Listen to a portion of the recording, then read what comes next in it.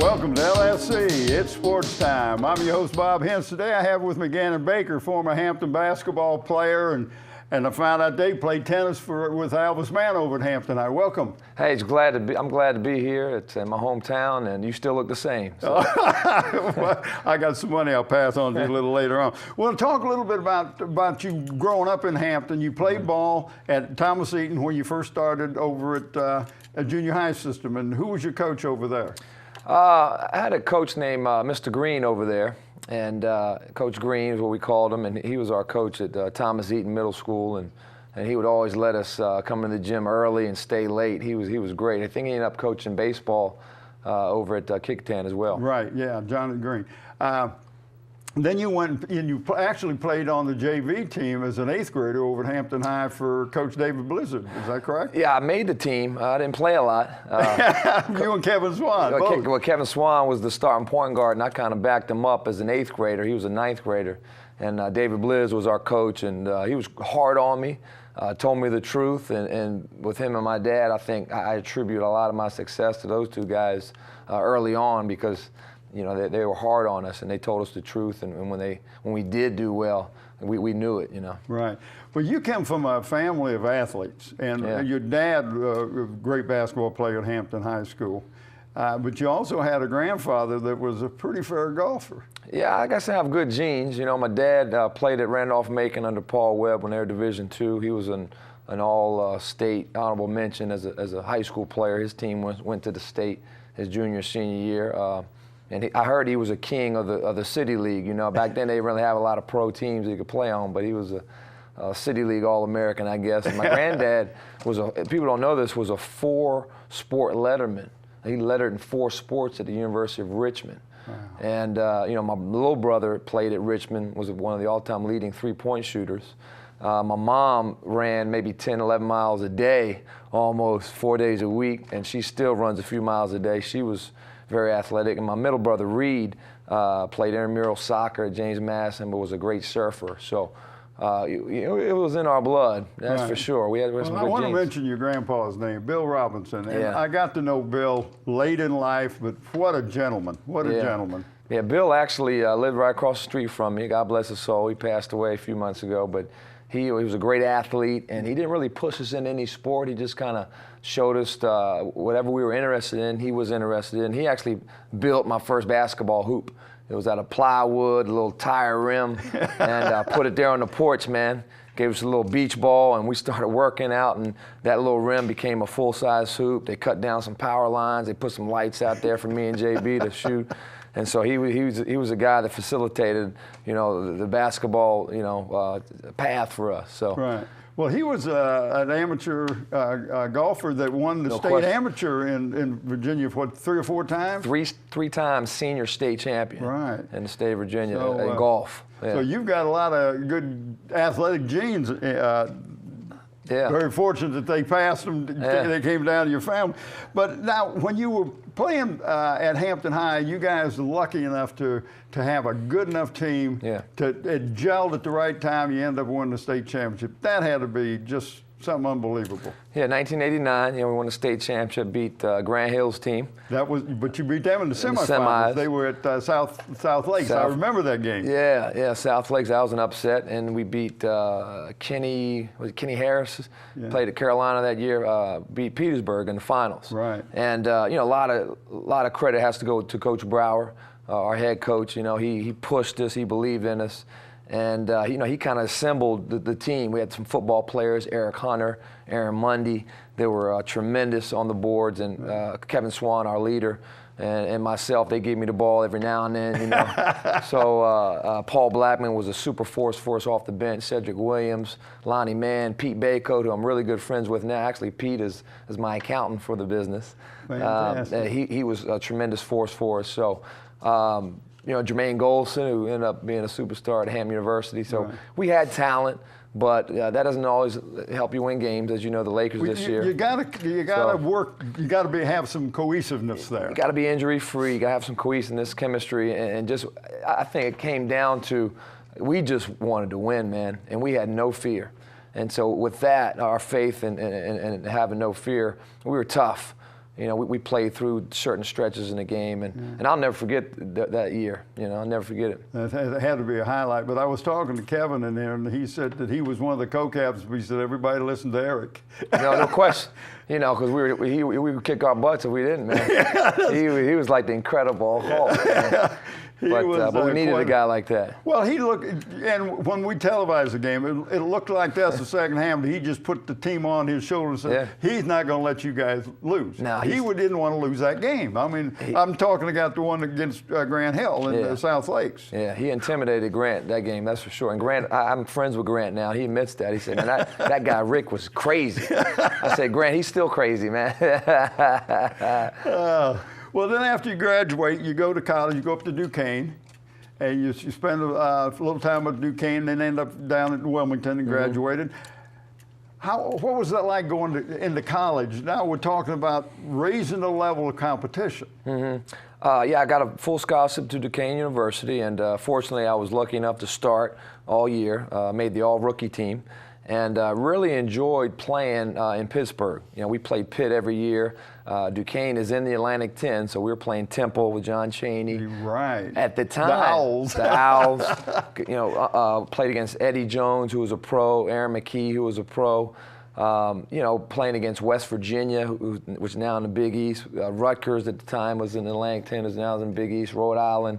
It was the best competition I've ever faced in my life. It was almost like playing with Boo Williams in the AAU games every single day. So I enjoyed the basketball part of it. But however, we had some problems. Our coach ended up getting fired, and there was some internal problems there that, you know, I'll just leave it at that. Right. And ended up transferring to UNC Wilmington. My parents could see me play more, and luckily that coach stayed for a while, you know. So ended up having a good career there at UNC Wilmington. Ended up getting the leadership award for the whole conference, called the Dean Ehlers Leadership Award, given to, you know, one of the best point guards in the league and best leaders off the floor in the league. And I was fortunate enough, my hard work paid off for that. So I really value that. And we won the league. We were tied with Old Dominion my senior year.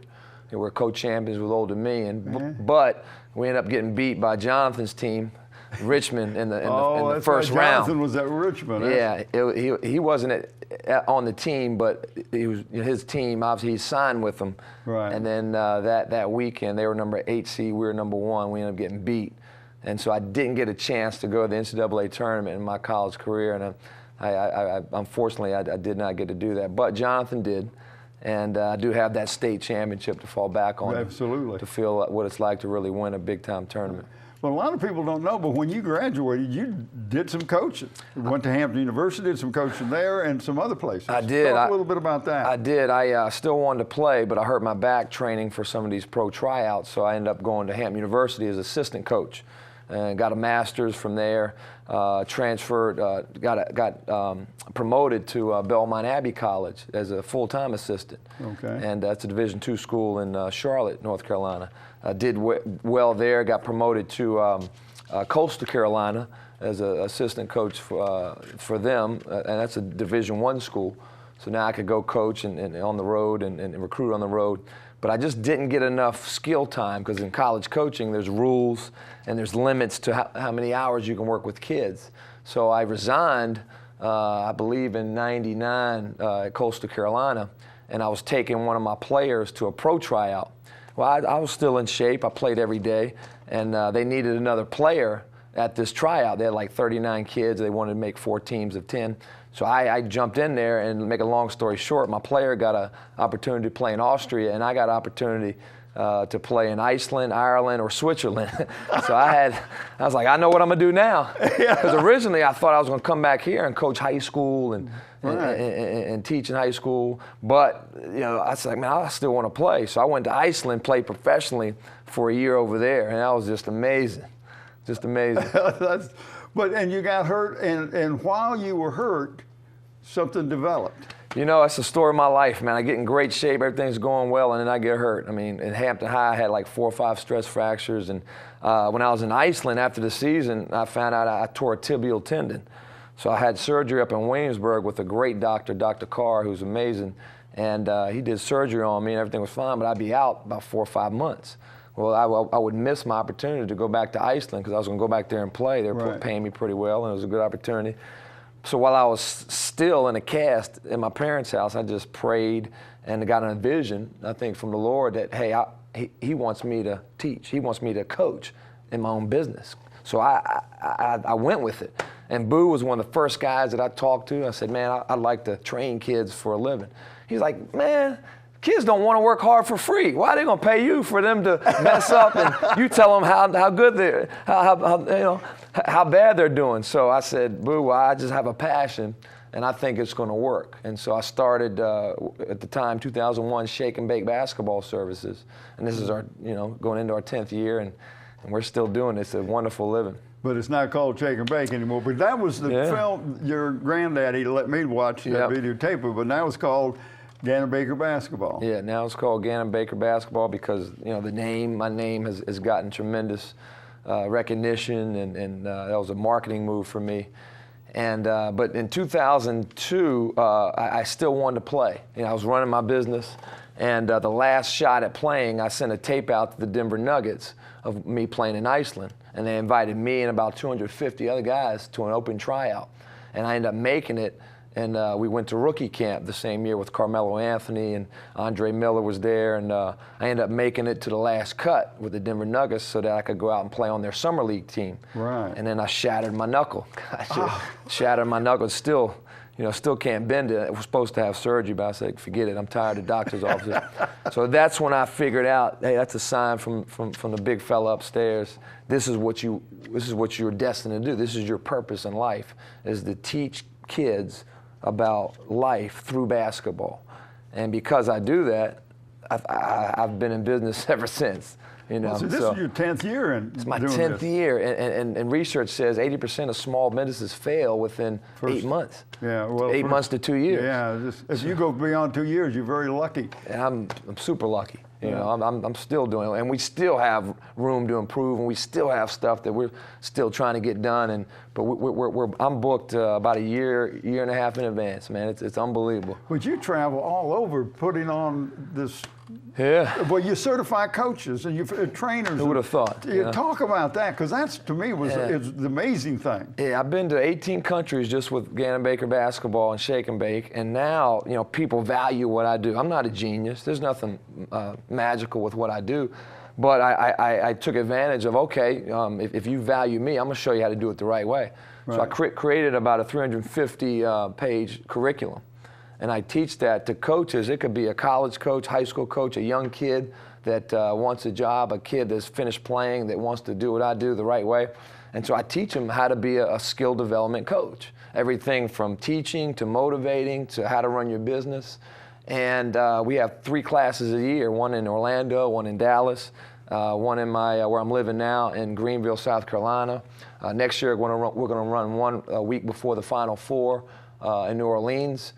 This year I had 5 coaches from Australia come, and 2 coaches from Canada, 3 coaches from Mexico come. It's unreal.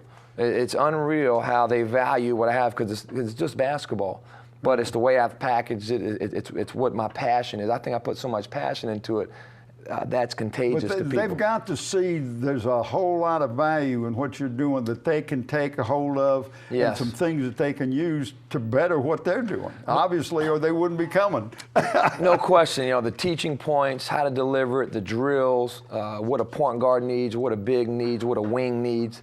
We teach everything from the IQ to how to execute a drill, how to motivate a kid when he doesn't want to do it. Every problem I've run into as a teacher and a coach, I've put a solution in that curriculum.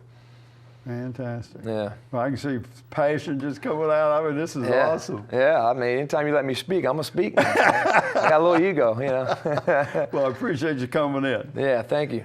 Thanks for tuning in to LSC and Sportstime. I want to thank a special guest star, my special guest, Ganon Baker. I'm your host, Bob Hintz. Until next time.